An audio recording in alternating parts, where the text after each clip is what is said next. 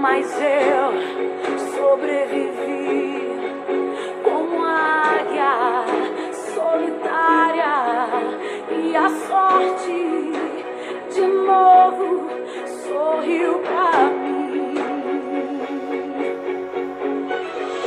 Deus escondeu bem debaixo de suas asas, nenhuma peste me matou, nenhuma flecha me atingiu. Eu aprendi a ganhar, perdendo, aprendi a subir, descendo, doeu, mas eu cresci, e cresci, diminuindo, apareci, desaparecendo, e o poder de Deus na minha fraqueza se aperfeiçoou. Tem coisa boa chegando, tem algo acontecendo, e não importa o que eu sofri, o que importa é que eu sobrevivi. Tem coisa boa chegando, tem algo acontecendo, e não importa o que eu sofri, o que importa é que eu sobrevivi.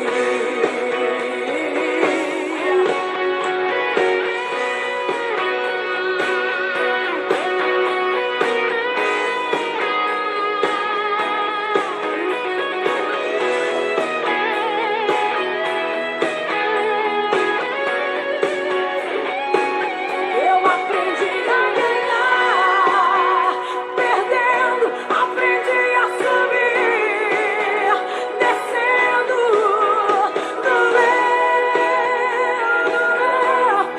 mas eu cresci, e cresci, diminuindo, apareci, desaparecendo, e o poder de Deus na minha fraqueza se aperfeiçoou. Tem coisa boa chegando, tem algo acontecendo, e não importa o que eu sofri, o que importa é que eu sobrevivi. Tem coisa boa chegando, tem algo acontecendo, e não importa o que eu sofri, o que importa é que eu sobrevivi.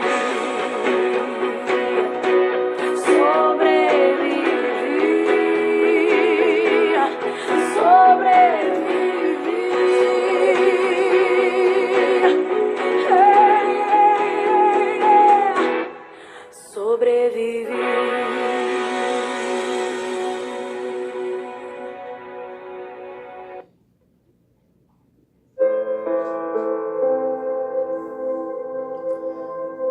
Alô, amados irmãos, alô, amigos, a paz do Senhor Jesus, amém?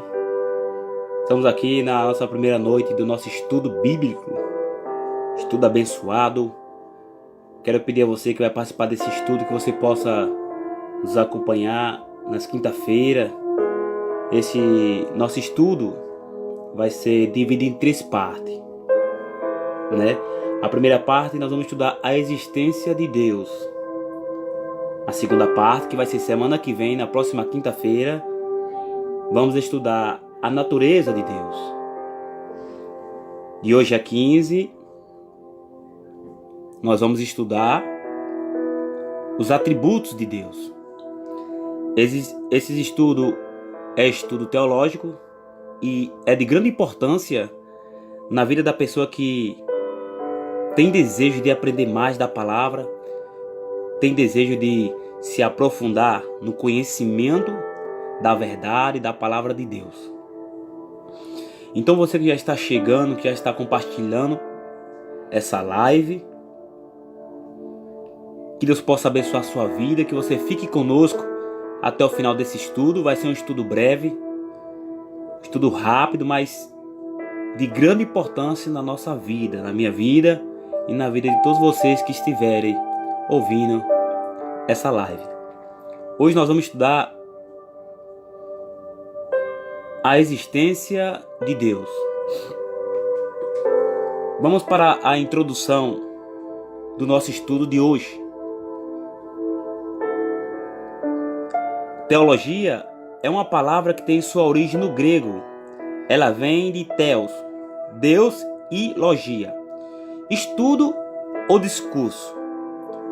Seria mais do que um estudo, um discurso acerca de Deus. Existem dois sentidos em que a palavra teologia é empregada. O primeiro é, em um sentido geral, um estudo das coisas de Deus. Esse estudo inclui a Bíblia, o pecado, o homem, os anjos, as profecias da Bíblia, Jesus Cristo, o Espírito Santo e daí por diante. Tudo que se relaciona a Deus e as coisas de Deus. O segundo se refere à pessoa do próprio Deus, o ser de Deus. Qual é a natureza de Deus? O que é a Trindade? Como posso saber que Deus existe? Essas são perguntas estudadas nesse segundo sentido da palavra teologia. Esse é o nosso estudo aqui. Conhecer a Deus é a nossa principal tarefa. Existem dois caminhos que nós seguimos para conhecermos e compreendermos cada vez mais, ainda que jamais venhamos a conhecê-lo completamente. Em primeiro lugar, nós o conhecemos por meio da sua palavra. A Bíblia, ela nos diz como Deus é. Temos que examinar o que ela diz a respeito da pessoa de Deus. Em segundo lugar, nós o conhecemos por meio de nosso relacionamento com Ele. Você não tem amigos? Isso aqui é uma pergunta. Não os conhece por meio de sua amizade? Podemos dizer que por meio da nossa amizade e convivência com Deus, também o conhecemos cada vez melhor. A Bíblia diz que Abraão ficou conhecido como amigo de Deus. Tiago 2:23. E que Moisés conversava com ele face a face, como um homem fala com seu amigo. Êxodo 33:11 está escrito. Esse conhecimento é progressivo. Com o passar do tempo, por meio da leitura e do estudo da palavra, você vai aprendendo mais e mais quem é Deus e se tornando seu amigo mais íntimo. A matéria teologia é uma ferramenta que vai ajudá-lo muito nessa tarefa. Vai mostrar para você como é esse amigo. Isso aqui foi apenas a introdução do nosso estudo. Agora nós vamos passar para o estudo a existência de Deus. Então você que já está participando desse estudo, já vai compartilhando para que outras pessoas também sejam abençoadas, né? Vamos entrar no nosso estudo bíblico. Deus abençoe a irmã Ivete e a irmã Luciana que já está na live conosco e todos aqueles também que estão entrando. Vamos que vamos. Nosso primeiro assunto é Deus. Tudo que vamos aprender está relacionado a quem é Deus e o que Ele fez ou faz. Hoje, um número cada vez maior de pessoas diz não acreditar na existência de Deus. São os ateus. Eles dizem que se Deus não pode ser visto, ouvido ou tocado, não há como provar que Ele existe. Se não acreditam na existência de Deus, logo não acreditam também na Bíblia, nem em Jesus. De fato, a Bíblia não procura discutir sobre a existência de Deus. Ela já começa narrando como se a existência de Deus fosse um fato, não pode ser colocado em dúvida. Assim lemos no livro de Gênesis, capítulo 1, versículo 1. No princípio, criou Deus os céus e a terra. A Bíblia chama aquele que nega a existência de Deus de tolo. Diz o tolo em seu coração: Deus não existe. Salmos 14, versículo 1. Mesmo que muitos hoje não acreditem em sua existência, o número de pessoas que acreditam é muito maior, até pessoas que não frequentam nenhuma igreja, nem praticam qualquer religião, acreditam que Deus existe. E por quê? Porque certas coisas apontam para um ser superior. Algumas coisas que levam as pessoas a acreditar em Deus são elas: a criação. Quando olhamos alguma coisa feita, a primeira pergunta que nós fazemos é: quem fez isso? Imaginamos que se aquilo existe, só existe porque alguém o fez. Seja um quadro, um livro, uma casa, uma cadeira, enfim.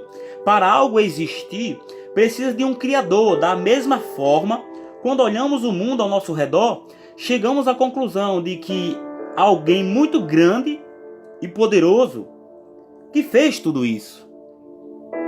O universo é muito grande e complexo. As estrelas, a lua, o sol, a terra, o mar, as plantas e os animais não podem ter surgido do nada. Quando estudamos física, química ou biologia, vemos que as coisas funcionam dentro de certas leis. E para que uma lei exista, é preciso alguém para criá-la. Mesmo que não houvesse igrejas ou religiões, seria necessário buscar a explicação de como tudo se originou ou como tudo existiu. Somente por observar o que existe, somos levados a acreditar que há alguém por trás de tudo isso. Esse alguém nós chamamos de Deus. De fato, as Escrituras afirmam que a criação é uma prova da existência de Deus, que por meio dela podemos saber que Ele existe e podemos também perceber um pouco do seu grande poder. Pois o que de Deus se pode conhecer é manifesto entre eles, porque Deus lhe manifestou, pois desde a criação do mundo, os atributos invisíveis de Deus, seu eterno poder e sua natureza divina têm sido vistos claramente, sendo compreendido por meio das coisas criadas, de forma que tais homens são indesculpáveis. Romanos 1, do versículo 19 ao 20. Mesmo que o vento seja invisível, quando vemos as árvores derrubadas e construções destruídas, sabemos que foi a ação do vento, ainda que não conheçamos a pessoa que fabricou o relógio que está na parede. Sabemos que existe um relojoeiro, só isso explica a existência do relógio. Com Deus é da mesma forma. Ele não pode ser visto com nossos olhos, mas pelas coisas que Ele fez por sua criação. Ficamos sabendo um pouco a seu respeito. Se observarmos as coisas criadas em seus detalhes, ficaremos ainda mais certos disso. A criação traz certas características que apontam fortemente para um Criador. Existe ordem na criação. Em primeiro lugar, nós vemos que as coisas foram feitas com ordem. A terra gira ao redor do sol, obedecendo a certas leis. A lua, por sua vez, gira em torno da terra, também obedecendo determinadas leis. As sementes geram plantas que geram frutos e que, por sua vez, geram sementes que vão produzir novas plantas. Quanto mais estudamos a natureza, mais percebemos que tudo funciona sempre do mesmo jeito ou da mesma maneira. Não acontece cada hora de uma forma. São as leis da natureza.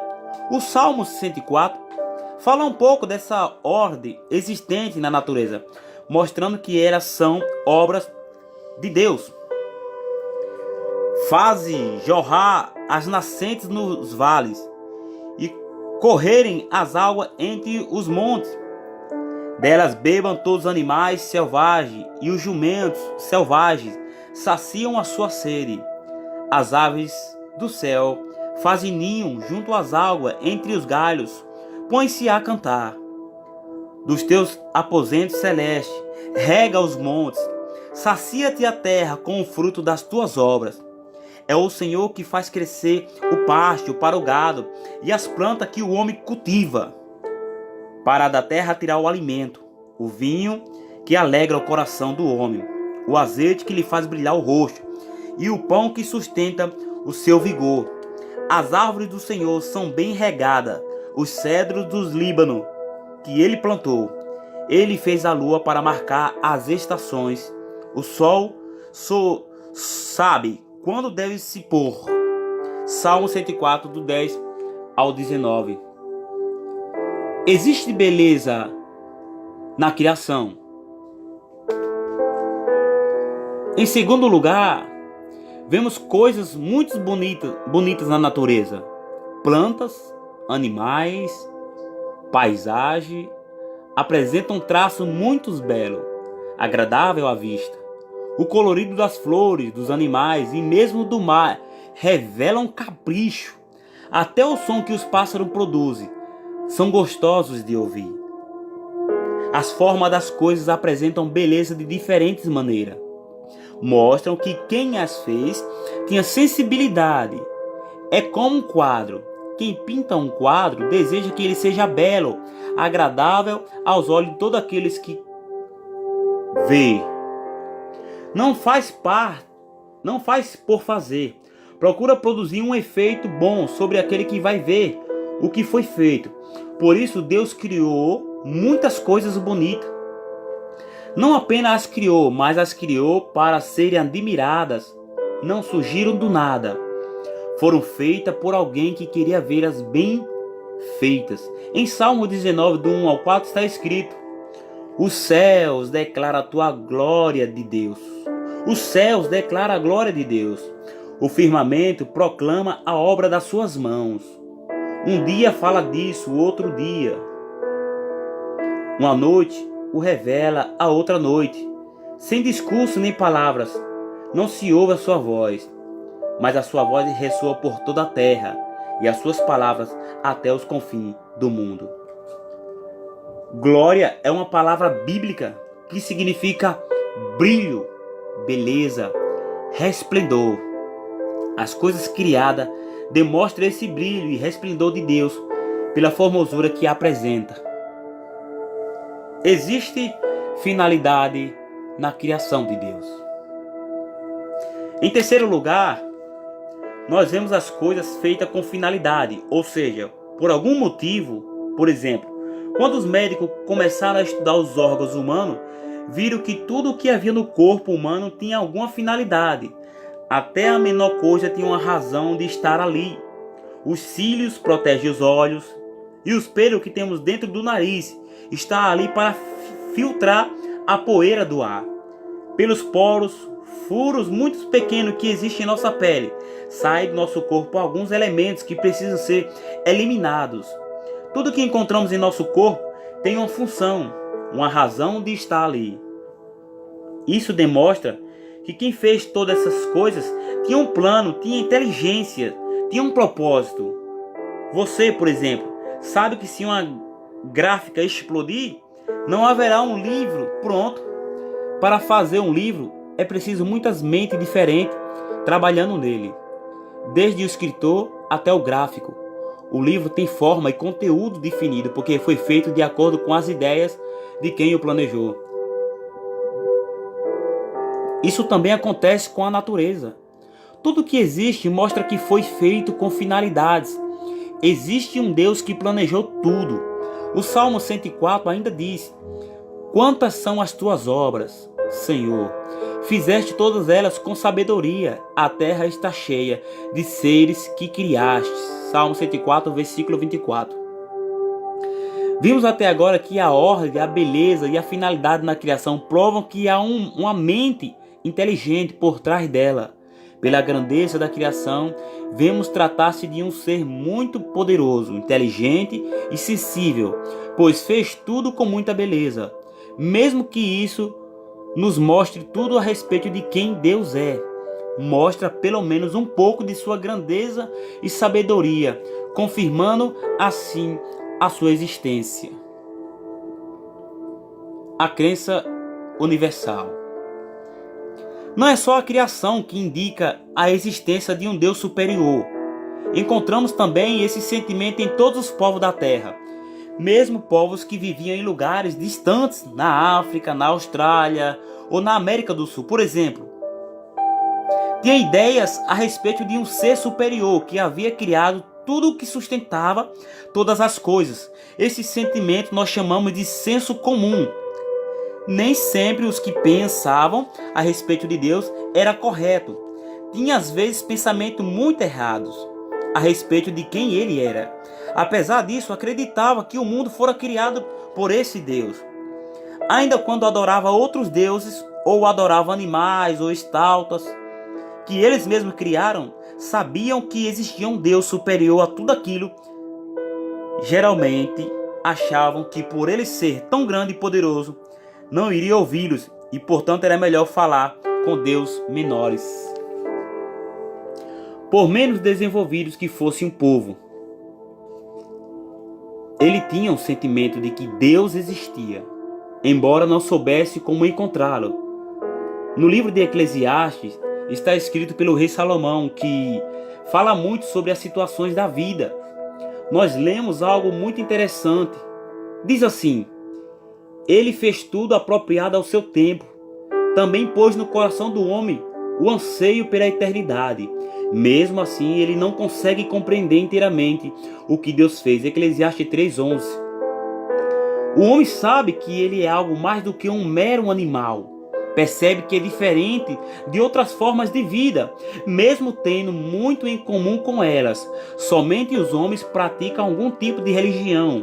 Os animais, por mais inteligentes que sejam, não têm no coração esse sentido da eternidade.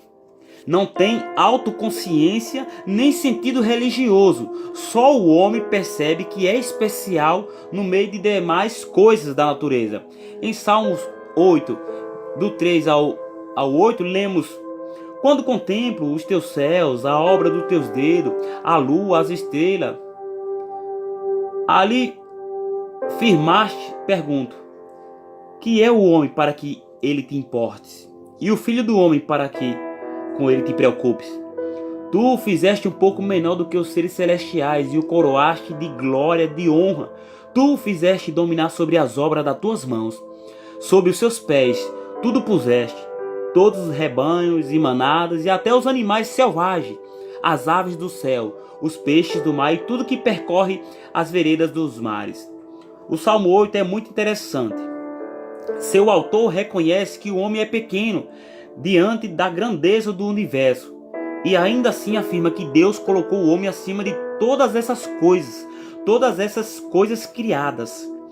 O sentimento do Salmo 8 é o sentimento do coração humano.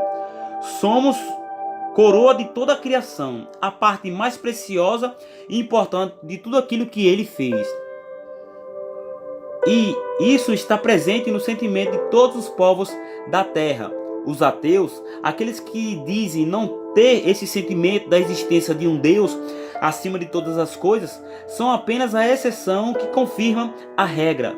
O senso comum também nos ensina que Deus existe. Mesmo quando alguém afirma não crer em Deus, nem sempre isso é uma convicção muito forte. Às vezes a pessoa quer apenas dizer que não tem certeza se Deus existe, porque ela acha que só pode acreditar em alguma coisa que os seus olhos puderem ver. Existe uma história muito interessante que ilustra isso. Em uma escola, um professor que se dizia ateu sempre desafiava os seus alunos dizendo que Deus não existia e que Jesus não havia ressuscitado, porque isso era impossível para a ciência. Todos sempre se calavam, até que um dia um deles respondeu: professor, eu acredito que Deus existe. Eu acredito também que Jesus ressuscitou.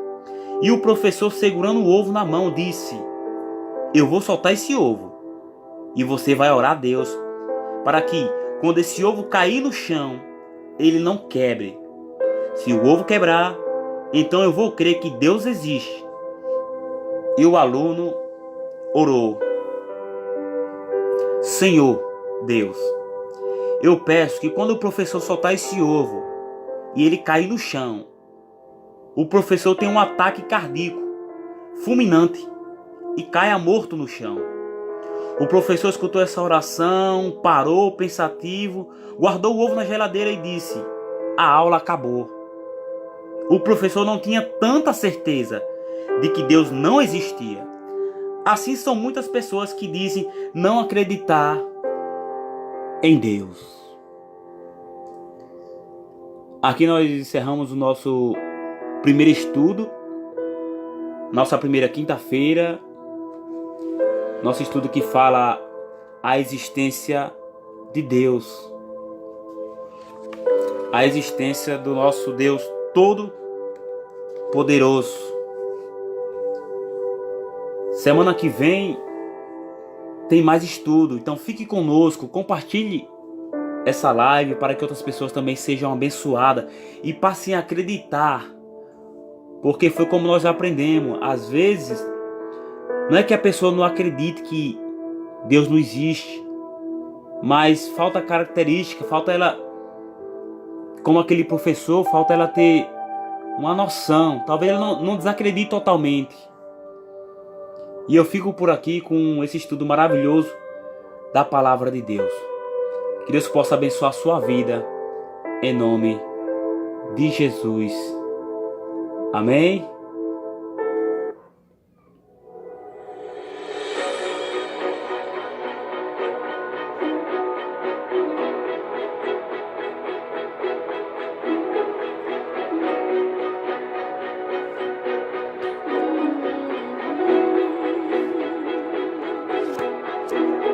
Foram noites intermináveis, eu só chorava.